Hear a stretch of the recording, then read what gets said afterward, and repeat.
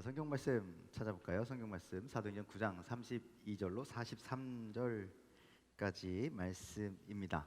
함께 말씀을 읽겠습니다. 시작. 땅으로 두루 다니다가 루다에 사는 성도들에게도 내려갔더니 거기서 애니아라 하는 사람을 만나매 그는 중풍병으로 침상 위에 누운 지 8해리라.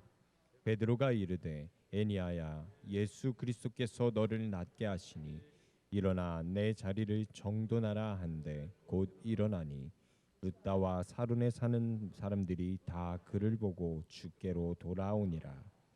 요바에 다디다라 하는 여제자가 있으니 그 이름을 번역하면 도르가라. 선생과 일이 심히 많더니 그때에 병들어 죽음에 신체를 씻어 다락에 누이니라. 루다가 요바에서 가까운지라 제자들이 베드로가 거기 있음을 듣고 두 사람을 보내어 지체 말고 와 달라고 간청하여 베드로가 일어나 그들과 함께 가서 이르매 그들이 데리고 다락방에 올라가니 모든 과부가 베드로 곁에 서서 울며 도르가가 그들과 함께 있을 때에 지은 속옷과 겉옷을 다 내보이거늘 베드로가 사람을 다 내보내고 무릎을 꿇고 기도하고 돌이켜 시체를 향하여 이르되 다비다야 일어나라 하니 그가 눈을 떠 베드로를 보고 일어나 앉는지라. 베드로가 손을 내밀어 일으키고 성도들과 과부들을 불러들여 그가 살아난 것을 보이니 온 요파 사람이 알고 많은 사람이 주를 믿더라.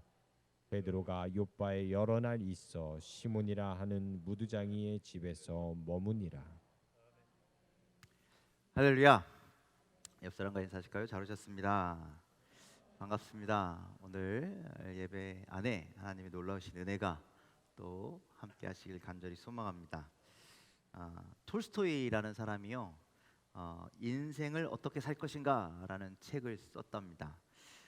근데 그 책의 내용에 보면 이런 내용이 있대요. 사람들이 돈, 지갑, 요즘으로 말하면 핸드폰, 아주 소중하게 여기는 명품백 이런 걸 잃어버리면 너무 아쉬워하고 아까워하고 막 그런다는 거죠.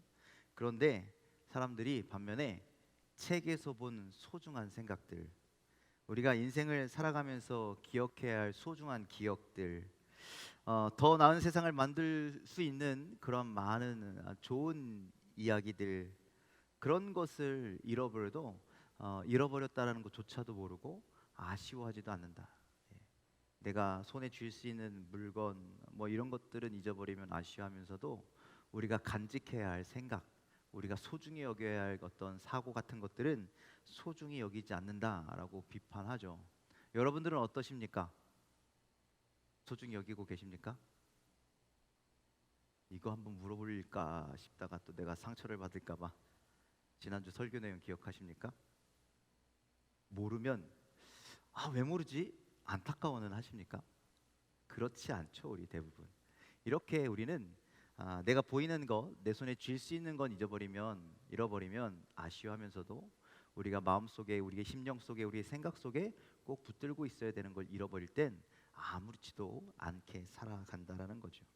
그러면서 우리는 살면서 필요 없는 것에 시선을 돌리고 필요 없는 불필요한 근심 걱정에는 온갖 신경을 쓰면서 살아가고 있다라고 톨스토이가 그 책에서 비판하고 있다는 거예요. 그렇다면 오늘 우리는 무엇을 기억하고 무엇을 생각하면서 살아야 하느냐?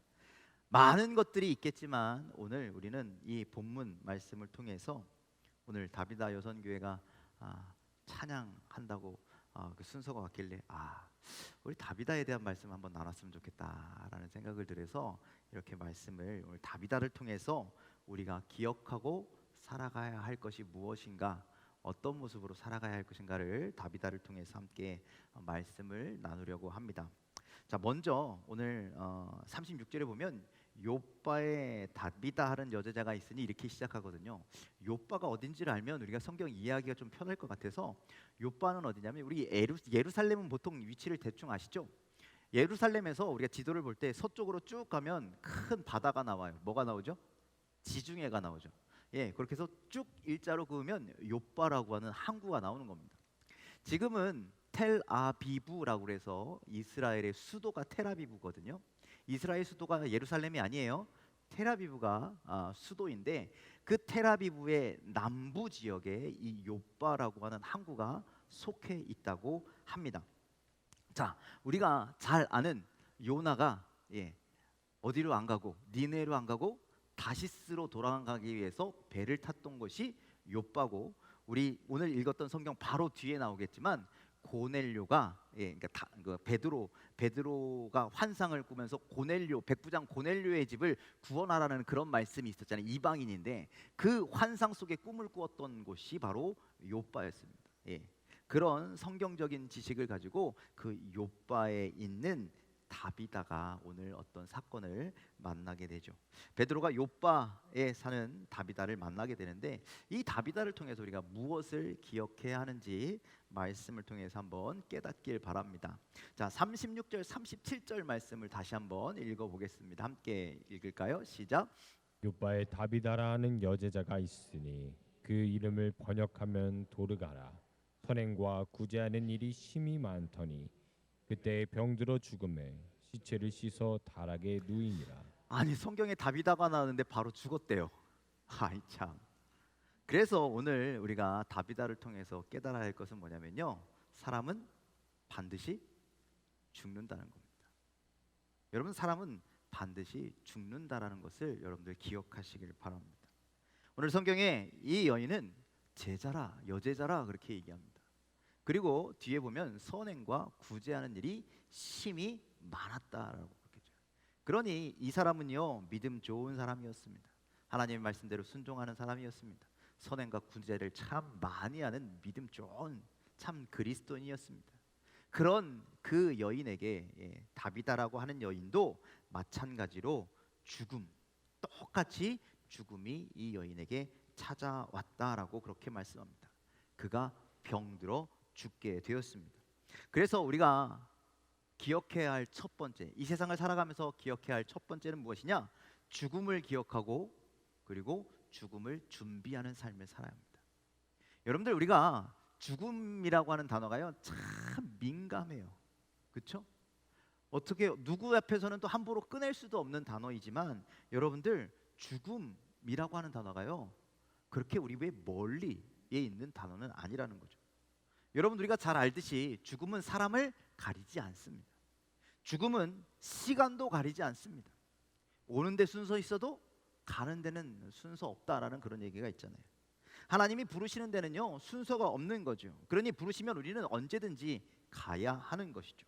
그래서 여러분들, 우리는 늘 떠날 준비를 하고 있어야 합니다. 오늘 이 죽음에 대한 이야기는요, 슬픈 얘기를 하고자 함이 아닙니다. 아픈 이야기를 하고자 하는 얘기가 아니라, 절망스러운 죽음에 대해서 이야기하는 것이 아니라, 우리가 믿는 사람들이 죽음을 대할 때는요, 그 죽음이 소망이 되어야 되고 그 죽음이 기쁨이 되어야 한다라는 거예요. 여러분들이요, 죽음을 생각할 때 나는 너무 좋아, 나는 너무 기뻐. 물론 이 세상에 있는 모든 정들었던 사람들과 삶의 터전과 분리되어야 되니까 안타깝고 슬플 수는 있지만, 그래도 우리가 소망하는 곳에 가니, 우리가 만나고 싶은 그분 곁에 가니, 여러분들 기뻐할 수 있는 여러분들이 되기를 주님의 이름으로 간절히 축원을 드립니다. 우리가 죽음을 준비하지 아니하면 그 소망도 기쁨도 누릴 수가 없다라는 거예요. 그래서 여러분들, 우리는 죽음을 준비해야 합니다.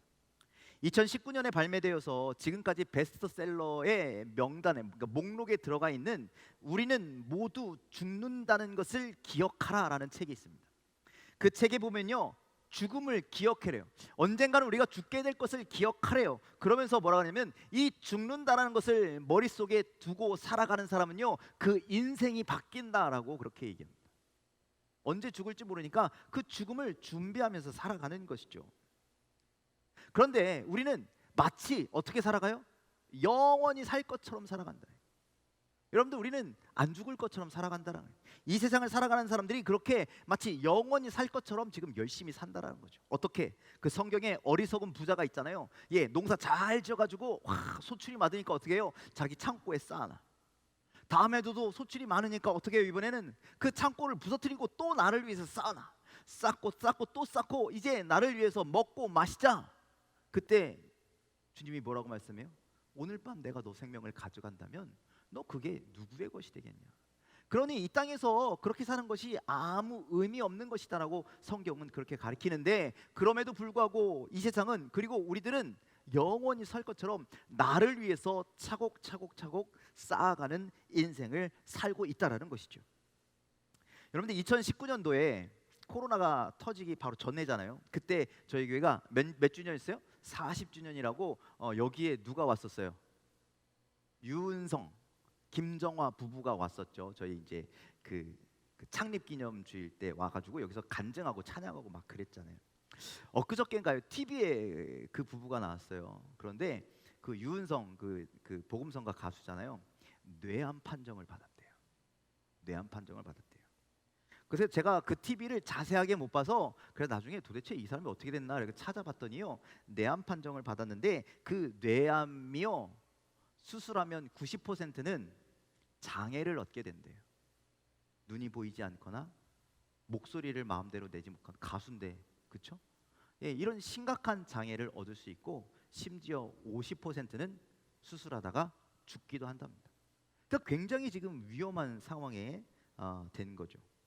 이렇게 뇌암 판정을 받았더니 이 유은성이라는 분이 죽음의 문제가 오니까 가족들을 생각하게 되더래요.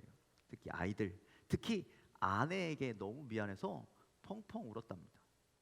수술하다가 내가 장애를 입으면 그 가족에게 내가 짐이 되지 않을까, 이런 미안한 마음도 생기고, 또 죽게 된다면 내가 가족을 영원히 보지 못할 텐데, 이런저런 마음에 복잡한 심정이 들더랍니다.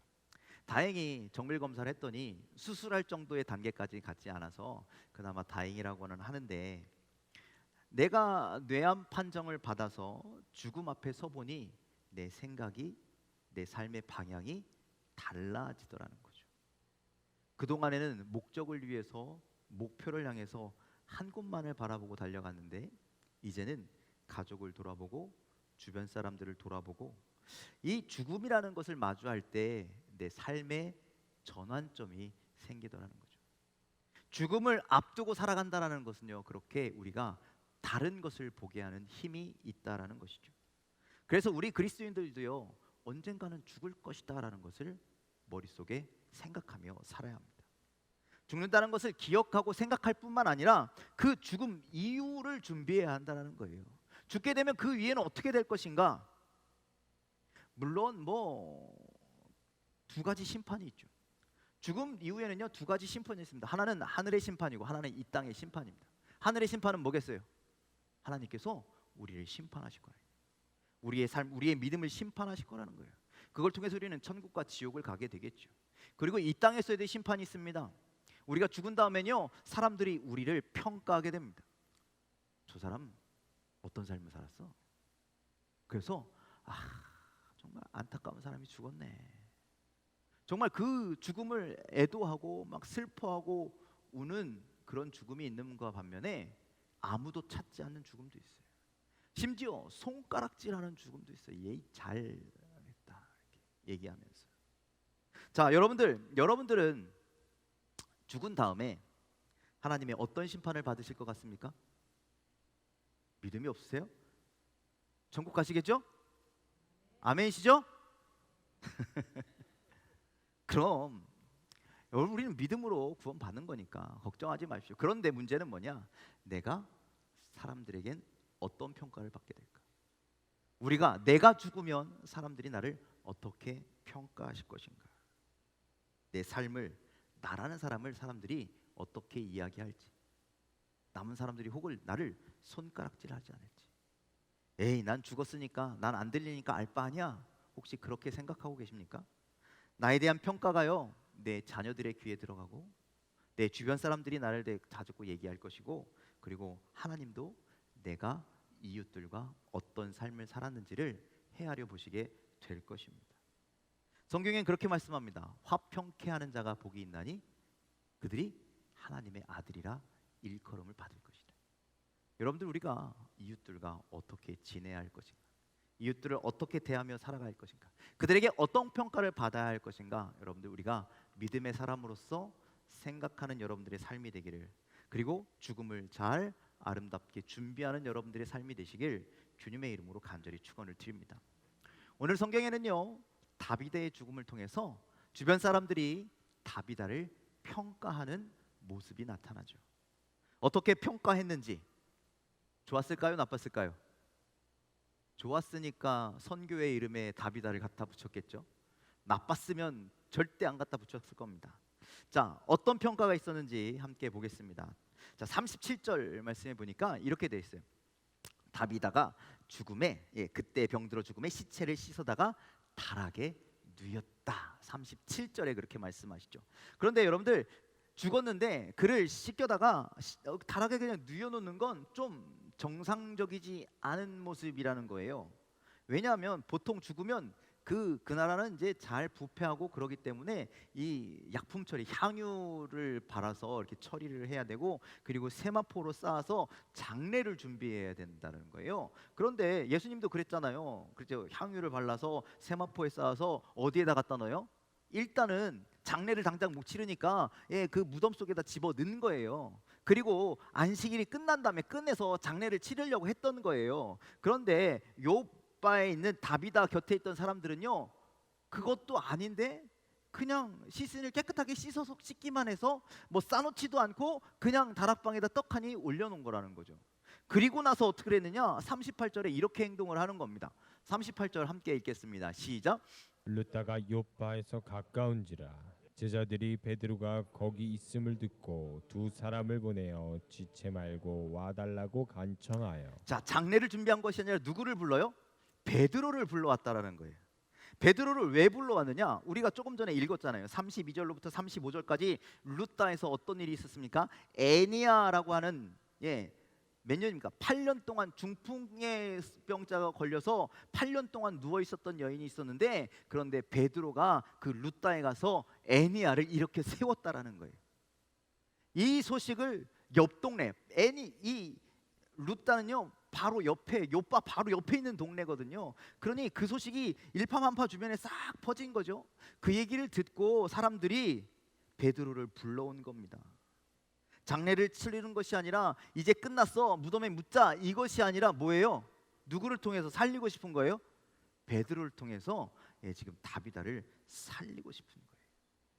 다비다가 죽은 것이 얼마나 안타까우면, 다비다가 죽은 것이 얼마나 아쉽고 속상하면 이 여인이 다시 살았으면 좋겠다라고 하는 마음, 그런 믿음을 가지고 누굴 불러왔다라는 거예요?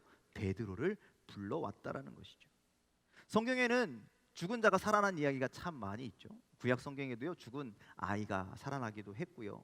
여러분들, 죽은 나사로가 살아나기도 했고, 나인성 과부의 아들도 장례가 지나가는데 그걸 멈춰 세우고 살리셨잖아요.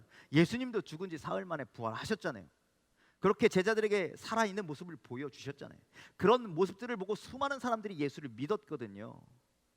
이 모든 이야기를 듣고 이 요빠 사람들도 살아난다는 것을 뭐 했다라는 거예요? 결국엔 믿었다라는 거예요. 그리고 얼마 전에 바로 옆 동네에 있었던 그 애니아라고 하는 여인이 이 베드로를 통해서 중풍병자가 일어났다라는 거잖아요. 그러니까 베드로가 와서 어떻게 해주기만 한다면 분명히 나을 것이라고 하는 믿음이 이 사람들에게 있었다라는 거죠. 그래서 장사를 지낸 것이 아니라 잠시 다락방에 올려놓았다. 여기서 우리는 이 사람들의 믿음을 보게 됩니다. 여러분들, 이렇게 들은 것, 보지 않고 들은 것을 믿는다라는 게 굉장히 쉬운 일이 아니라는 거예요. 어려운 일이라는 거예요. 여러분들, 우리가 주일마다 말씀을 듣죠. 그리고 매일 아침 새벽 기도의 말씀도 듣죠. 그것을 믿잖아요. 믿으십니까? 그런데 그것이 쉽지 않다라는 거예요. 내가 보고 믿는 것과 듣고 믿는다는 것은요, 차원이 다르다라는 거예요. 여러분들도 살아나는 것을 믿으십니까? 여러분들의 육신이 살아날 것을 믿으십니까? 여기서 말고 저 하늘나라에. 그런데 여기 성경에 있는 사람들은요, 이 땅에서도 살아날 것을 믿었다라는 거예요. 이 믿음이 보통 믿음이 아니라는 것이죠. 요바의 성도들은 이걸 모두 믿고, 그리고 베드로를 불렀습니다. 베드로를 여기까지 모셔왔습니다. 그리고 어떤 일이 일어나느냐, 오늘 40절 41절에 이런 일들이 일어났습니다. 함께 말씀을 읽겠습니다. 시작.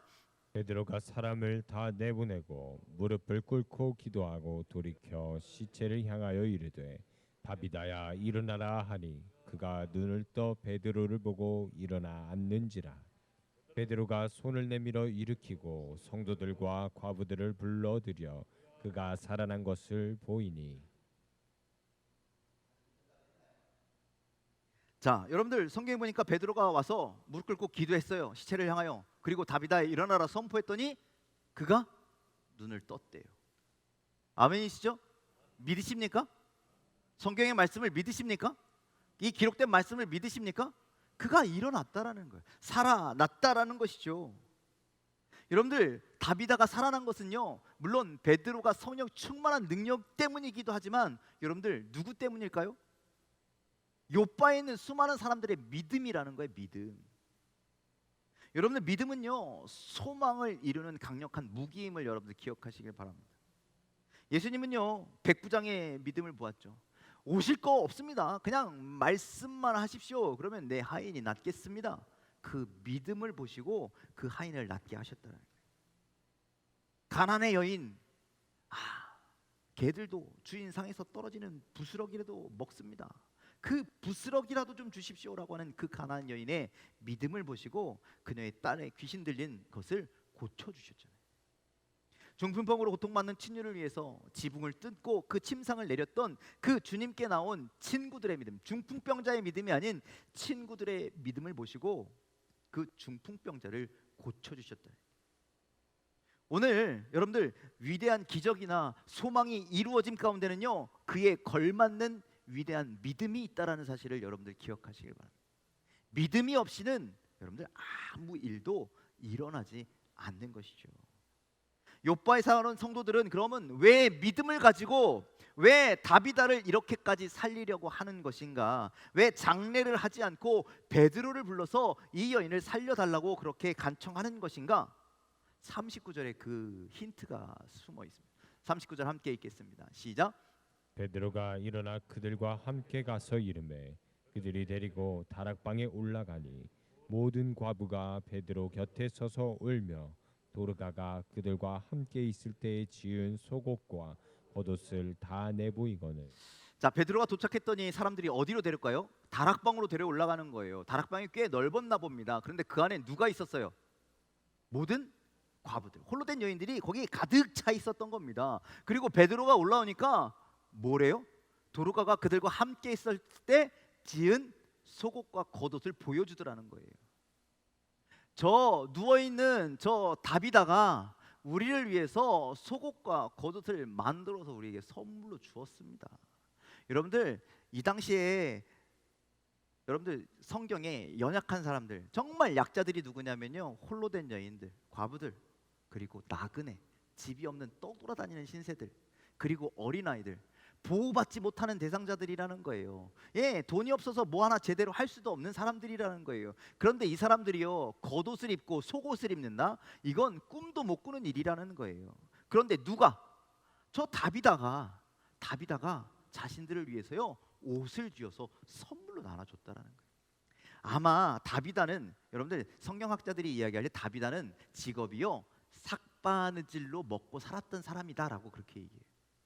그렇게 삭바느질을 해서 옷을 만들면 얼마나 대단하게 잘 먹고 잘 살겠습니까? 그 바느질해서 먹고 사는 것이 대단하겠습니까? 그런데 이 여인은 자기가 그렇게 열심히 해서 풍족하지는 않지만 모으고 또 모아서 가난한 사람, 힘겨운 여인들, 특히 이 과부들을 위해서 정성껏 속옷과 겉옷을 만들어서 나누어 주었다라는 거예요. 그런 여인이 죽었기에 이 여인들이, 이 은혜를 받았던 여인들이 다 같이 모여서 지금 베드로에게 간절하게 부탁하고 있는 겁니다. 이렇게 우리에게 고마운 사람인데, 이렇게 우리에게 소중한 사람인데, 그런데 너무나 안타깝게 죽었다라는 거예요. 그러니 좀 살려달라고 지금 그 다락방에 모여서 모든 이들이 함께 하고 있었다라는 것이죠. 다비다에게 은혜 입은 여인들이요 그 옷을 보여주면서 이 아름다운 섬김의 삶을 살았던 다비다를 살려달라고 부탁하고, 또 다비다가 여인들에게 얼마나 필요한 존재였겠어요. 의지할 것도 없고 힘도 없는데, 그런데 이 다비다가 그들을 그렇게 감싸주고 그렇게 위해서 헌신해주고 얼마나 힘이 되었겠냐라는 거죠. 그런 너무나 소중한 존재라는 것을 또 한 번 알려주고, 더 나아가서 내가 받은 은혜가 있으니 다비다와 함께 나도 같은 이런 일들을 해나가는 사람이 되고 싶다.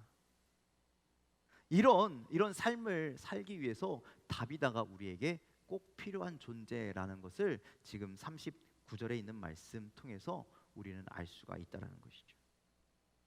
여기서 우리는 다비다가 어떤 삶을 살았는지를 보게 되는 겁니다. 다비다는요, 욥바에 있는 연약한 여인들, 홀로 된 여인들에게는요 꼭 필요한 존재였다. 반드시 필요한 존재라는 거예요. 그래서 우리가 살아가야 할 모습은 어떤 모습이냐? 누군가의 필요를 채워주었던 다비다와 같은 그런 삶을 우리도 살아야 한다라는 것이죠. 또 내 주변의 사람들을 위로하고 내 주변에 있는 사람들을 사랑하고 내 주변에 있는 사람들에게 반드시 필요한 존재로서의 삶을 살아갈 때에 우리는 다비다와 같은 그러한 어떤 인정받는 삶이 될 것이라는 거죠. 그래서 오늘 말씀을 통해서 여러분들 다비다를 통해서 우리가 알아야 되는 건 죽음을 준비해야 합니다. 그런데 다비다처럼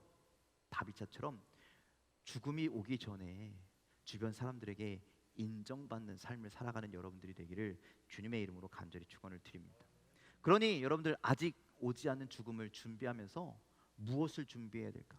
내 자녀들에게 얼마나 많은 유산을 남겨줘야 될지, 아니면 대인관계를 어떻게 해야 될지, 그런 것보다는 여러분들 내가 어떤 삶을 통해서 내 옆에 있는 사람들에게 꼭 필요한 존재가 될지, 또 내가 죽은 다음에 그 사람들에게 어떤 평가를 받게 될지 여러분들 지혜롭게 잘 준비할 수 있는 여러분들의 삶이 다 되시기를 주님의 이름으로 간절히 축원을 드립니다. 오늘 다비다는요 자기의 삶을 통해서 생명을 살리는 삶을 살았습니다. 그곳에 있는 수많은 어려운 사람들의 생명을 도왔습니다. 고통을 나누었습니다. 힘듦을 함께 했습니다. 이런 삶을 통해서 주변 사람들이 이 여인의 죽음을 안타까워하고 심지어 다시 살아났으면 좋겠다라고 하는 믿음을 가지고 베드로를 초청했다라는 말씀이죠. 그러니 여러분들 우리도 누군가의 생명을 살리는 삶을 살게 되기를 주님의 이름으로 간절히 축원을 드립니다. 나를 통해서, 나의 믿음을 통해서, 나의 삶을 통해서 여러분들의 가정이 살아나기를 간절히 소망합니다. 여러분들이 소속해 있는 선교회가 살아나기를 간절히 소망합니다. 여러분들이 다니고 있는 이 새강명교회가 여러분들 한 사람을 통해서 살아나게 되기를 주님의 이름으로 간절히 축원을 드립니다. 뿐만 아니라 여러분들이 다니면서 만나는 모든 장소마다 나 때문에, 필요한 나라고 하는 한 사람 때문에 살아나는 놀라운 역사가 나타나기를 주님의 이름으로 간절히 축원을 드립니다. 그렇게 하나님이 주시는 사랑으로, 하나님이 주시는 섬김으로, 하나님이 주시는 믿음으로 모든 일을 섬길 수 있는 그런 은혜의 삶을 살아가는 저와 여러분들이 되기를 간절히 소망합니다. 나의 필요를 채우는 인생이 아니라 다른 이들의, 특히 연약한 이들의 삶을 돌아보고 배려하고 그리고 사랑하고 여러분들 그렇게 채워줄 수 있는 여러분들의 인생, 오늘 성경에 나오는 다비다와 같은 그런 여러분들의 인생이 되기를 주님의 이름으로 간절히 축원을 드립니다. 그래서 나중에 절대 죽으면 안 되는 사람이라는 평가를 받으십시오. 절대 어디론가 떠나서도 안 되는 사람이라고 평가를 받으십시오. 내 곁에 영원히 두고 함께하고 싶은 사람이라고 하는 그런 평가를 받는 여러분이 되기를 간절히 소망합니다. 그런 평가를 받을 때, 그런 아름다운 삶을 살 때 하나님도 우리를 그렇게 평가해 주실 줄 믿습니다. 그렇게 축복해 주실 줄 믿습니다. 그 소망의 나라로 우리를 인도하여 주실 줄 믿습니다.